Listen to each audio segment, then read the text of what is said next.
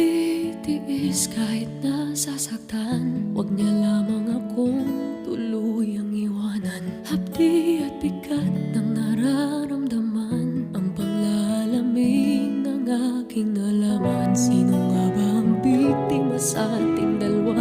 Ngayong pareho na tayong kailangan siya.